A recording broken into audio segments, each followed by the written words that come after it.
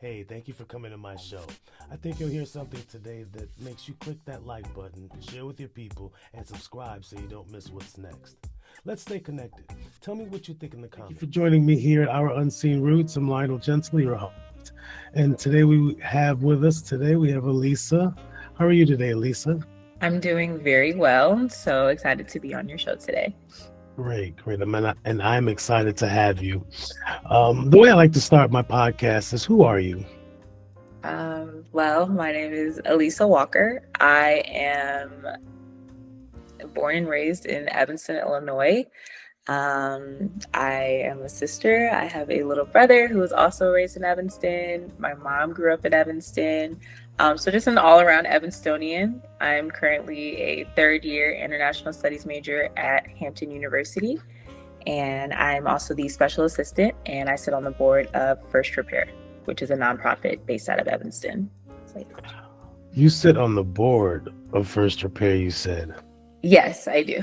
and you're a third term student at Hampton University. Yes, I am. Man, if I could clap, I'm going to snap. I'm going to snap. I appreciate that. You're very welcome. What unique perspective do you bring to your work due to your identity as? I think the perspective I bring to First Repair, I've been watching this work from a distance since I was middle school, high school. So I've always had, I guess, the younger side perspective, just watching adults work and just seeing, just being the quiet listener and seeing where I can help in any way. That's always been my role. And then as I got more involved and got to know more of the big leaders in this work, I felt more comfortable to, just give suggestions or things that I've noticed that go on within the reparations movement. So I think I just give like a fresh set of eyes, fresh set of ideas. I come from a different generation than a lot of the leaders in our movement. So, we all have different backgrounds and different processes of thinking.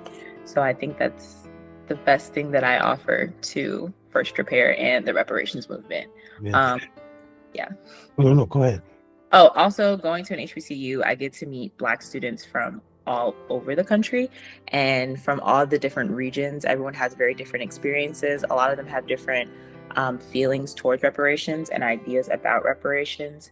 So having the opportunity to discuss reparations at school and then come back to First Repair and say, hey, this is what one of my friends from the West Coast is thinking about reparations. I have some friends from Texas that have a lot of opinions on reparations. So I always can come back and talk to my First Repair team about what we're talking about surrounding reparations at Hampton. I'm going to ask you, being one of the younger board members, is it difficult to get other board members to listen to what you have to say? And I'm starting to believe that it's quite the opposite. They sort of come to you for a lot of information. So yeah, it depends. Sometimes when we're in our entire board meetings, it's a little intimidating because I'm with some really like powerful, they know their business, they've been in this business for a long time, individuals, and I don't, want to step on any toes. So that's taken some time for me to, think that I can speak up in those meetings, but that's definitely come. But with my like team, like the First Repair team, that's always been there. I've always felt comfortable just, speaking my opinion. But there's just so many great individuals on our board. Sometimes I just want to listen to them. I just want to hear what they have to say. I just want to hear their opinions, their experiences. So I kind of sit back a little bit. But when I feel like we're missing something or something really does need to be said, I'll speak up in those meetings as well. What are some of the critical needs you see within the Black community that women are uniquely positioned to address? Oh, wow. That's a good question. Let me see. Okay, not to say that women are the only people, because I do believe that men need to have their part in this as well. But specifically dealing with the youth I'm just going to speak from my experience when I was a kid. A lot of the people that helped guide me to where I am now were women. And I just think that the women just have a really good bond, like close bond with the youth, obviously because they're their mothers and their aunts and their grandmothers.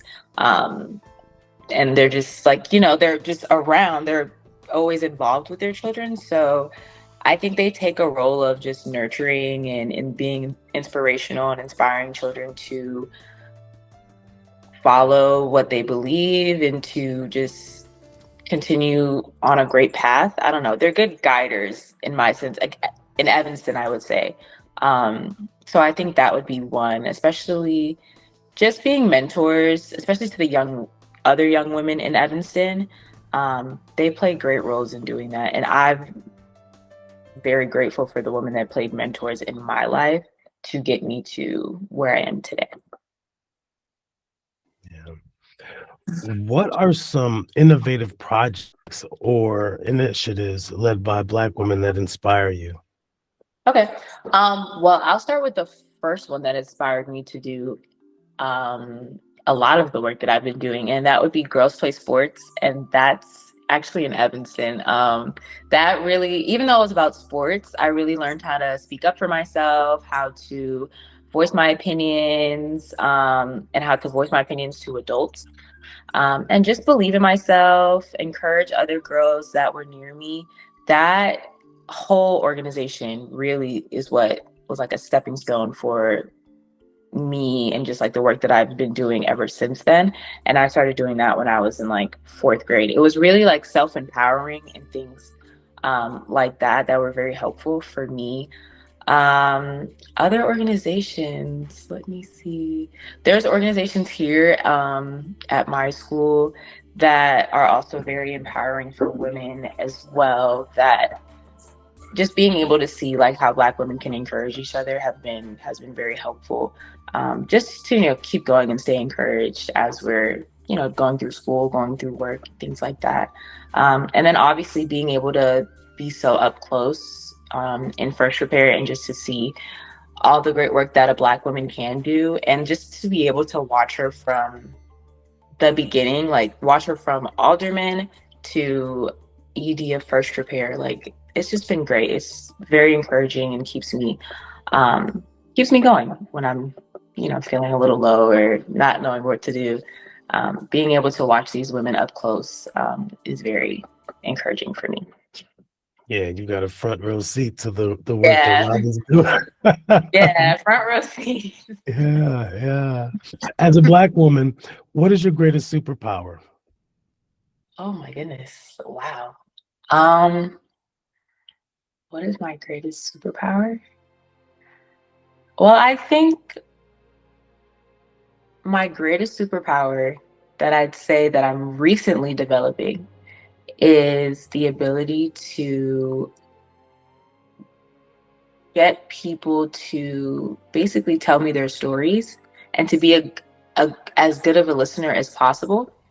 I feel like when I was younger, I tried a lot to talk, get my opinion across, get my opinion across.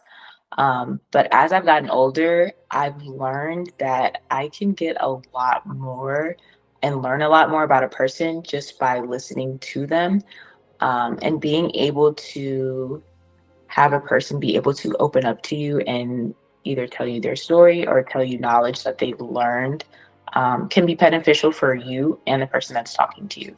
So I think recently that has been my superpower, especially with going to different events and meeting different people from across the country, not across the country, across the world. Being able to listen to others' stories is extremely beneficial just in your own growth, so that you're not, stuck in this like one box and this one way of thinking. Being open to other ideas from other places is definitely, that would be my superpower, I think. What resources do you wish were more readily available to Black women who want to make a difference? Oh wow. Um, what resources? Honestly, I think that there was a lack of Black women having the opportunity to take leadership positions or to even be involved in community changing work. I remember, at least when I was living in Evanston and I was in high school, those positions and those opportunities came because I spoke up a lot. And I didn't always want to speak up. I just knew I had to. But I always thought about like the girls that didn't want to speak up and just didn't speak up. And I know that they always had, that's why I said listening was a really important thing, because for people that don't want to speak up, that doesn't mean that they don't have an opinion, or that doesn't mean that they don't have anything to say on the topic. They might just be shy and don't want to speak up in front of a large public, speak up in front of authority. So you have to listen to those people as well. I think that those types of opportunities were lacking if you weren't like in their face. Like you had to be like, I'm here, instead of you having the opportunity where they're asking you specifically, what do you think? Where do you want to see change? Things like that.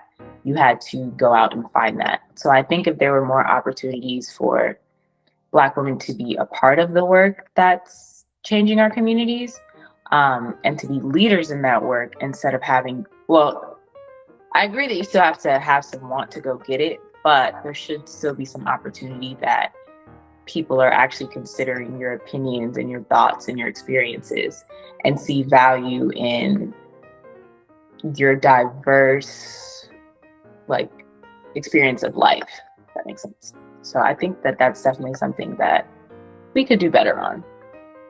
Yeah, and also respecting it. Mm-hmm. Also respecting it still. How can Black men in the community be allies and partners to the women nourishing the Black community? How can they be allies and partners? I think that just being encouraging and just supporting the work that we're doing as well, and seeing where there's a lack, and if you can assist with that, especially if the work is already being led by a Black woman, just doing what you can, like not trying to take the foreground of that work, but just like, supporting them, doing things like this, like speaking with them, asking, like interviewing them on the things that they're doing. Those are very powerful things. I feel like sometimes with any movement, sometimes it can be, what's the word? The attention can just be lost sometimes on who we're supposed to be focusing on. And just, that's with anything though, but just making sure that, in whatever spaces where Black women are at the foreground and we're doing our thing and we're speaking, we're planning, we're organizing, just being there to encourage, to assist, to provide opinion too, because we obviously need, it's not just work for Black women, it's work for it's work for the entire community, really. So we do need your opinions as well. So yeah, just being a part of the team and just doing anything that you can to get the goal met, the job done. Yeah, that's what I think. How can we assure that the work you do will be slow, deep, and irreversible? Well, I think that the work, specifically legislation would definitely be what would make it irreversible. But aside from that, I do believe that the work we have done, it's going to be irreversible because it affects people's lives. Like, this isn't small work. I mean, like reparations, seeing, especially because I have family that live in Evanston that have been recipients of reparations. Just to see like the repair that we did, it's the house, like, so we repaired the home, but just to see how that changes the family and just like attitudes. And I have my Nana, she's calling me, she's so excited because she just did new cabinets in her kitchen. Like, it's just like, you can't reverse that. Like, now when I go home, I go back to my Nana's house and I get to see what the work that I've been a part of has done for our home, and how excited that made her. And then she tells me her stories about when she first moved to Evanston. That all that matters. Like, we got to listen to her story. She's gotten repair for her home. That's irreversible. She's not going to forget anything like that. That's some amazing work that was done, that she benefited from. So that's impactful. It's irreversible as the families. Like, we don't forget those type of feelings and those type of stories that we can pass down to our children about what happened in Evanston. So I think that's another way that it becomes irreversible and impactful. And then, of course, legislation would make it really irreversible everywhere. But yeah, so I definitely think that that's how you make any work impactful and irreversible, is just you change people's lives and they don't forget that. How do you celebrate your own achievements and contributions as a Black woman making a difference? Oh, wow, that's a good question. How do I celebrate my own achievements? Me specifically, when I achieve something big, I call my mom and I call my dad, and we just have a yeah, like, oh my goodness, I just did this. Like, that's really, a lot of the times that's enough. Like, I'll call my mom and I'll say, Mom, guess what? And then whatever I did, we'll talk about it. I'll tell her what I did. She'll say, yay, congratulations, so proud of you. And then I'll do the same thing with my dad. And then if it's really big, the rest of the family will know. Like, it'll be in a family group chat or something. So I really just, when something great like that happens, I really do run to my family. I'm from a very big family. And we all have very similar interests. A lot of us are in community work. So when big things like that happen, I really just, run to my family and tell them, look what happened. Isn't this so great? I'm so excited. Things like that. They're the best supporters. My uncle gives the best speeches ever. If you need like an encouraging word anytime, you have to call my uncle. He's the best. So yeah, that's how I really do celebrate my wins. Each win, I feel like I'm closer to my goals because I am still young and like I'm in college, and I still have a way to go. But I think I just get really excited because I think I'm closer to the future that I want. So that's another way I celebrate my wins. Yeah. So that means that when you were at the United Nations a couple weeks ago. Wait, I'm sorry, I missed the first part. I said that means everybody was on the group chat. Oh, when yeah. you were at the United Nations a couple weeks ago. Oh yeah, there was my mom. She was basically like the news. Every time I sent her a picture, as soon as I sent it to her, 30 seconds later, it's in a group chat with 30 family members all over the place. There's some that are in Haiti. There's some that are in Miami, Chicago. They're all like, oh my goodness, congratulations. We're so proud of you. Like, anytime she got a picture, it went straight to the family group chat. So they all knew, everyone knew what was going on, and the whole family was excited. So yeah, I love them. They're the best. So how did you end up at the United Nations? So pretty much, for the past 3 years, the United Nations has been putting on a conference called the Permanent Forum for People of African Descent. And so basically at this conference, it's really all the leaders that are leading these big ideas for the Black community, these big like forward thinking ideas for the Black community, they all come to wherever the convening is held. Sometimes it's held in New York and sometimes it's held in Switzerland.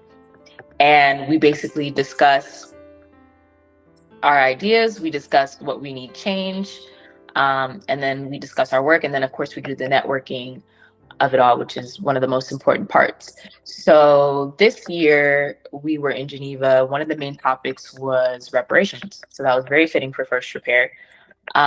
We had the opportunity to speak on the floor about what the work that FirstRepair has been doing, specifically what Evanston has been doing surrounding reparations. So that's how we pretty much got there. Justin Hansford, who is on the board of that forum, also did legal work for FirstRepair when we first started our legal framework for reparations in Evanston.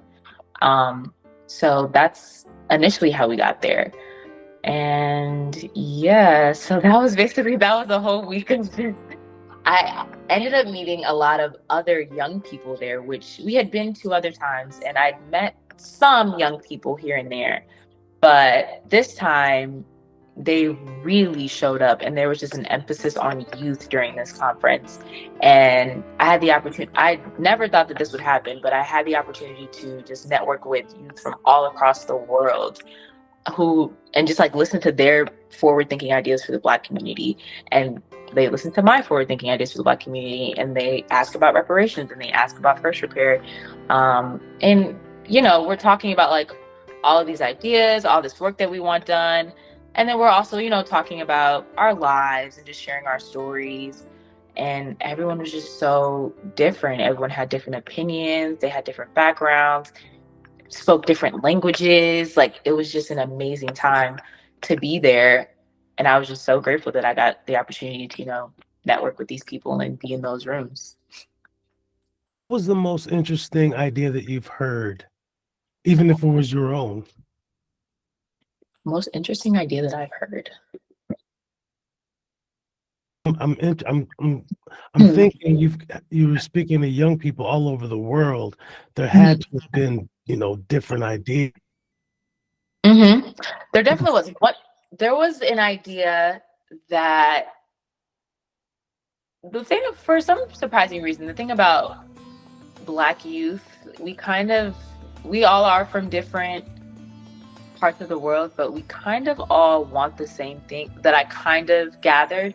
So there was a day where all the youth gathered, and we basically discussed what are the things that matter to us most. And we heard things like representation, funding for HBCUs. We heard over-policing, and then overcrowding in prisons. There was a man from South Korea who was talking to us about underrepresentation in fields like medical, legal, and acting in South Korea, and how he was basically telling us how what he does there and how he tries to help other Black, what do you call them? Creatives? Black creatives. There we go. Black creatives in South Korea. And I just didn't even think about the actors in South Korea. So I thought that was just really interesting for me, for him to just be discussing that, and for that, obviously that's a problem, but not something that I would specifically think about. But I would say an idea or a topic that's not always discussed when we're talking about issues in the Black community is environmental justice. Like, we don't talk about climate change too much because there's a lot of other things to worry about. But if we don't fix our climate, then we're not going to have those other things to worry about. So that, like, not that that's like a crazy topic, but just for them to bring that into that space where we were speaking about, issues in the Black community, and someone and they were from Brazil, I think, to bring up environmental justice. And just to remind us how important that is, we don't always think about that, and how that actually does affect the Black community as well. So I'd say, like, climate change, environmental justice, those are two ideas, I guess, that aren't really crazy ideas, but to be in that space, that's not always talked about. So I'd say that's one that resonated with me from that event. Yeah, no, that's very true. You're right. It's interesting because it's almost up there with mental health. That's never really talked about in the Black community, although that's starting to change. And Yeah. It's interestingly enough, your generation is making that change. Which is really cool, which is really, really cool. What are some of your hopes and dreams for the Black community? Oh, I have a lot. Okay,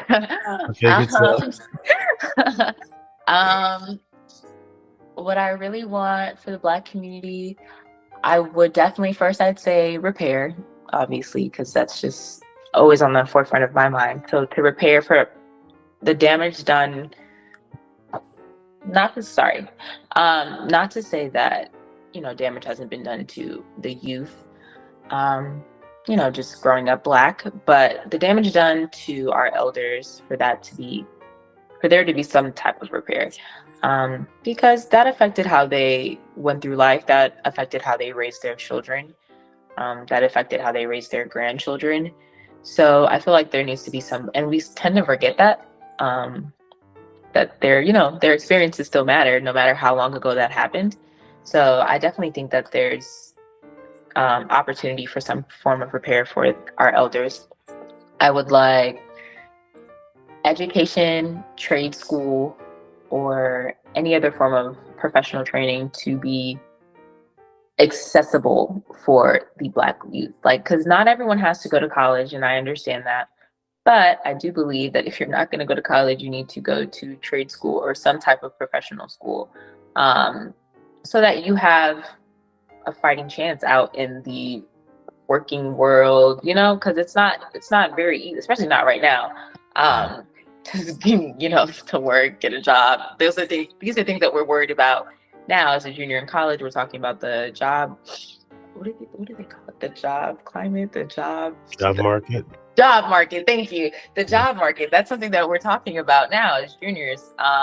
So I feel like if you're not going to go to college, that's completely fine because it's not for everybody. But to have access to professional training and to know that that's an option, like you can say no to college, but that doesn't mean you don't have to do anything. Like you can go to trade school, you can go to some professional type of training, and still be successful, just so that youth know that success is still an option if there is no college. Like that's okay.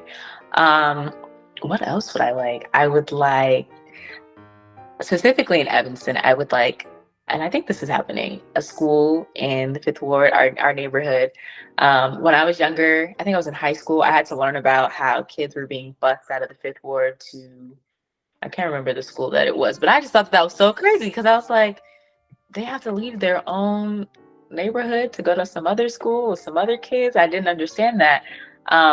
So that would be something that I would want for Evanston, because I feel like they should be able to be taught in their own neighborhoods and stay near their homes and not have to go to some completely different part of town to be educated. That should be accessible to them.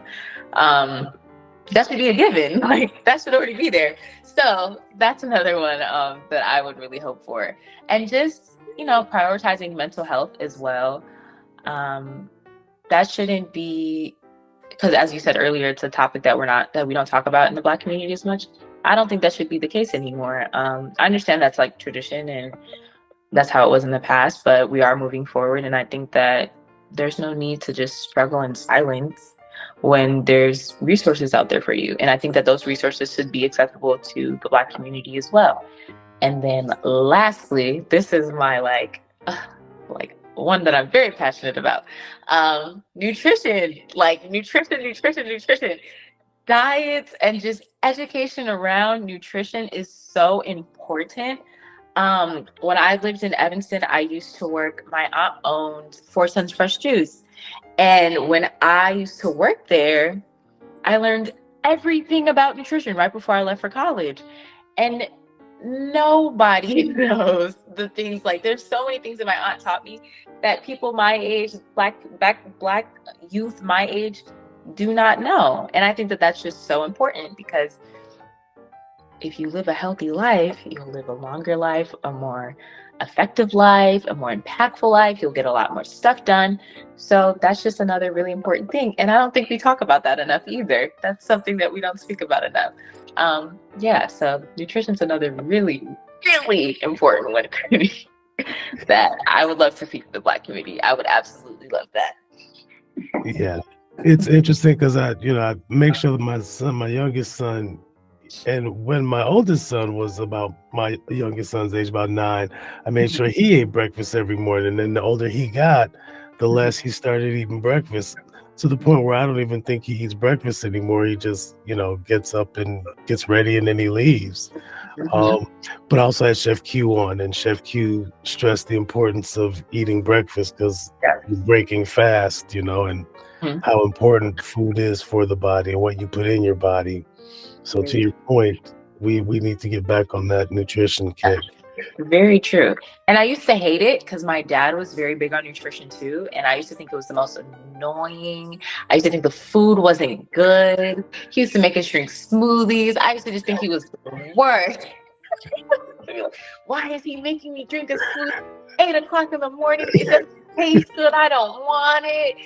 And now I look back and I'm like, he was really looking out for me, like looking out for me and my little brother, and just making sure that we were eating nutritious meals, drinking nutritious smoothies, so that we could grow well and live impactful, healthy lives and instill healthy habits in us. And he did. And I'm Yeah. very grateful for that.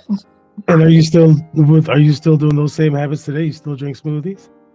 I still drink smoothies. See, my friends think I'm a little bit weird because I do the smoothie. I still make smoothies in the morning. I do the spinach and chicken, grilled chicken dinners, and all this, just vitamins and the health shots and all that. I still do all that now. So you drink spinach and chicken dinner Oh, smoothies? no. Oh, okay. I was gonna say, wow.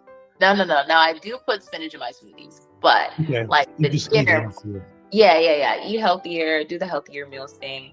I couldn't wait to move off campus when I came to school so that I could have like a kitchen and like make healthy meals and make things that my aunt taught me how to make, because she was like, I'm going to teach you how to make some meals before you go to school.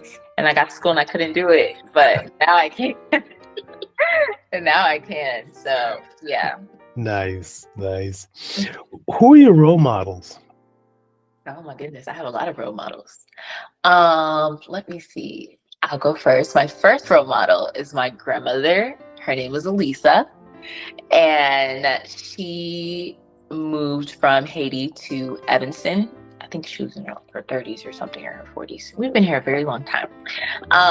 So she would be my first, and she's just such a strong woman, and she always goes back and she always wants to help her families, help her loved ones. Like, no matter how far she goes, she always wants to pull her family up with her.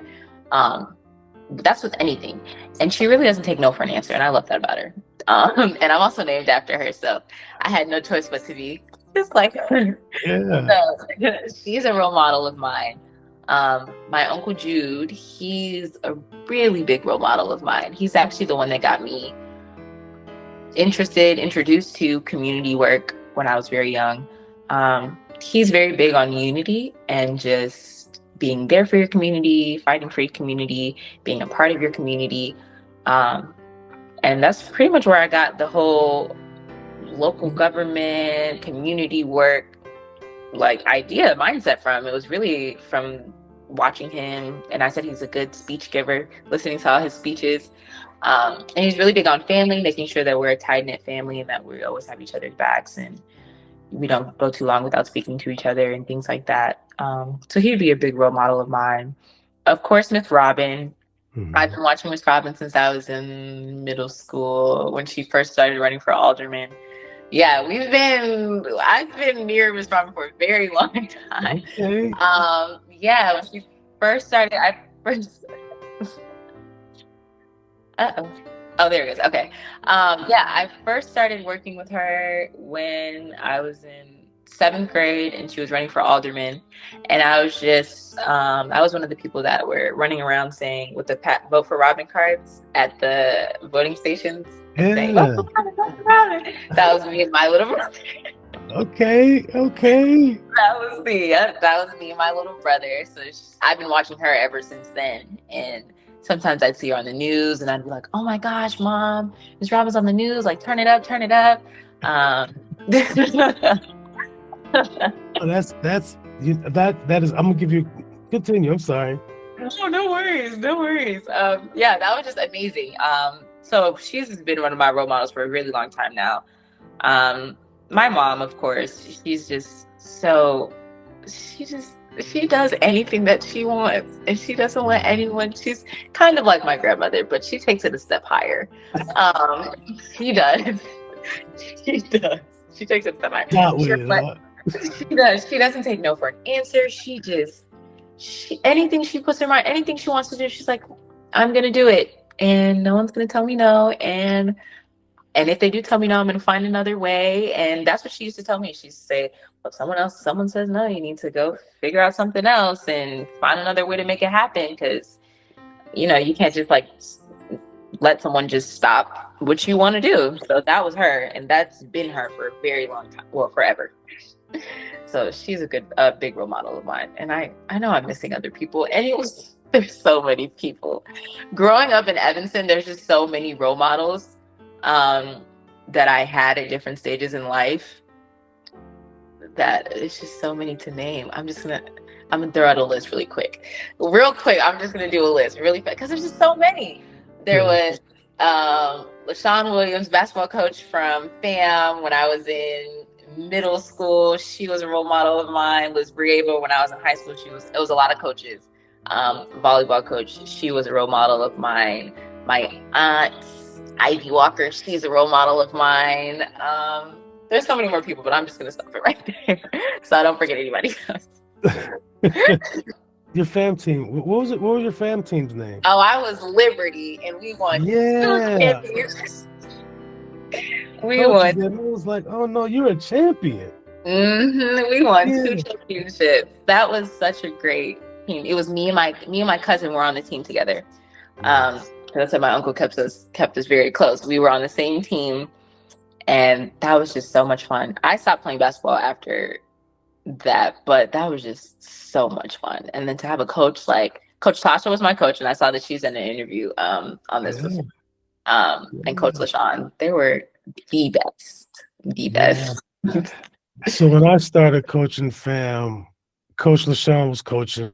We're thinking, does this woman ever lose? She doesn't. She ran a tight ship. We did not. Yeah. And now that's interesting. You say that. You say she runs a tight ship. What are some of the teachings that she? Now let me rephrase it this way. Do you still use some of the teachings for the Liberty? Definitely, absolutely. That I honestly think, I didn't say this earlier, but playing sports as a child teaches you so much discipline, and to keep pushing. That you take that, even if you stop playing sports like I did, you still take that into your everyday work and your everyday life. First, being on time was huge when we were going to practice, because if you were late, you would run. I'm never late to anything now. I'm known for being a punctual person. I never show up late. And if I do show up late, there's a reason, and I will let you know in advance why I'm going to be late. Like, I get nervous when I'm going to be late to something. So punctuality was one. Discipline, and discipline just goes around for everything in your life. Meeting debt, especially in college, especially because I do work and then I do school. Balancing like all of that is very important. So that takes a lot of discipline. Meeting deadlines and making sure you're attending meetings, and then making sure, because I said nutrition's a big thing for me, making sure that I'm eating right while I'm doing all of this takes a lot of discipline. And I just always think back, and when things get like hard, I'll think back on like when I was a kid. I was like, oh, don't you remember when you were in practice and you had to run all those suicides up and down the court? You did that, didn't you? And you're okay. So you could do this, and just like, keep pushing. Just think about like all the things that I used to do when I was an athlete, and Coach LaShawn was my coach, and what she would tell me just really shaped me into the work that I do now, and how I approach things, how I approach school, how I approach work. Especially her being my coach, and my Liberty teammates being my team. Those are some girls. Yes. I mean, it's funny because I look at some of those Liberty teams and I thought, man, with ease, like you would just see the discipline, the ball movement, the cooperation, the collaboration. And it was so beautiful to see. And I thought to myself, she's never going to lose. And then she ended up retiring. But you know what I mean? She retired. I don't. She lost any championship. I don't think so. I don't remember. After, obviously before, I'm not sure what was going on before, but I don't remember her really losing a lot, or Liberty losing often. That just wasn't a thing. And it was honestly just because of practice and discipline, and we would listen to her. Whatever her ideas were, we would do our best to bring them to life. And we all liked each other as teammates. We all got along. I still keep in touch with some of them now. It was just such a time. Middle school at Liberty. Yeah. I mean, and I'm an assistant coach for the 76ers, and Okay. so I'm still watching some of my former players, and it's like a part of me is traveling out there playing. You know what I mean? It gets such a Mhm. joy, and there's nothing like community service. Yep, yep. Especially in Evanston, it's something else. Yeah, it's so true. It's so true. Okay, so we've come to the end, but this is one of my it's one of my favorite questions. Okay. What does liberation look like for Black women? Oh my goodness. Liberation look like for Black women? I think that as Black women, we are always just fighting for different causes and fighting to be heard. Always like fighting for a seat at the table and just struggling to get there. Like not always struggling, but it's not an easy thing to do, to get people to listen to you, to get people to listen to your ideas, to them to want to organize around what you're doing. So I think that liberation for Black women would be actually being heard and having the community and society around you want to listen to you, like want to hear your opinions, want to know your experiences, and want to rally around your ideas instead of always having to fight and fight and fight just to be heard. I mean, we can do it. We can fight if we need to, but being able to just speak and be heard and have people want to rally around our ideas, that would be amazing. And I honestly think that would get a lot of work done and a lot of improvement in our society done. So if that happens, that would be liberation for Black women and improvement in our society as a whole. So it would be a win-win. But but yeah, so that's what I think that would be it for me. Thanks for watching. I hope you enjoyed the show. Please like, share, and subscribe. Until next time, stay connected.